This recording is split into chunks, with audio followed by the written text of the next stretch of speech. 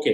આ સમયમાં એક તો મેં ચેન્જ જોયો છે કે જે પ્રેક્ટિકલ સબ્જેક્ટ છે લાઈક મેથ્સ અને રિઝનિંગનું ઇમ્પોર્ટન્સ જે છે એ દિવસે દિવસે વધ્યું છે.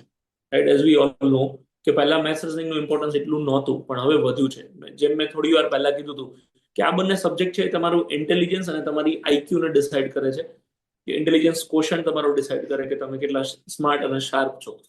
તો હવે સરકારની એવા જ અધિકારીઓની જરૂર છે જે સ્માર્ટ અને શાર્પ હોય. તો મેથ્સ રિઝનિંગ ઇંગ્લિશનું ઇમ્પોર્ટન્સ દિવસે દિવસે વધવાનું જ છે, જે અત્યારે એક સફિશિયન્ટ લેવલ પર વધી ગયું છે.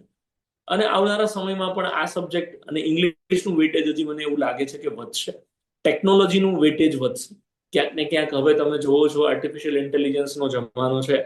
તો એક વ્યક્તિ બે વ્યક્તિનું કામ કેવી રીતે કરી શકશે, હું પ્રેડિક્ટ કરું છું કે આવતા 10 વર્ષમાં કદાચ ટેકનોલોજીને એ બધા પર થોડું વધારે ઇમ્પોર્ટન્સ આપવામાં આવે, મે બી. રાઈટ.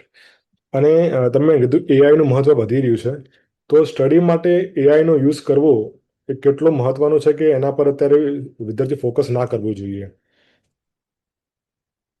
સી અહીંયા ટેકનોલોજી છે એના ફાયદા અને ગેરફાયદા ઇક્વલ હોય છે જશુભાઈ, જેમ આપણે સમજીએ છીએ કે અગર તમારી પાસે મોબાઈલ ફોન છે તો એમાં અગર ચેટ જીપીટી ની એપ્લિકેશન હશે, જેમિનાઈની એપ્લિકેશન હશે, તો બાજુમાં ઇન્સ્ટાગ્રામ પણ હશે જ, એની બાજુમાં યુટ્યુબ પણ હશે જ. તો તમે એનો કેટલો સારી રીતે યુઝ કરી શકો છો. સી લોકોમાં સક્સેસફુલ અને અનસક્સેસફુલ લોકોમાં ડિફરન્સ જ આ હોય છે કે ટેકનોલોજીનો કેટલો સારી રીતે યુઝ કરે છે. અત્યારના એરાની વાત કરીએ તો બહુ જ સારી વસ્તુ છે. લાઈક તમે કોઈ પણ કન્ટેન્ટ છે અત્યારના એઆઈ ના જમાનામાં, કન્ટેન્ટ તમે એમાં નાખી દો છો. લાઈક તમારે મોક ટેસ્ટ જોઈએ છે, તમારે ક્વેશ્ચન્સ જોઈએ છે, તો અગર તમે એને પ્રોપર પ્રોમ્પ્ટ નાખીને કહી દો છો ચેટ જીપીટીને કે ભાઈ મારે આ લેવલના ઇઝી લેવલના 50 પ્રશ્નો ખાલી પર્સન્ટેજ ચેપ્ટરના જોઈએ છે, તો એ તમને ફટ દઈને આપી દે છે with answer key, with solution.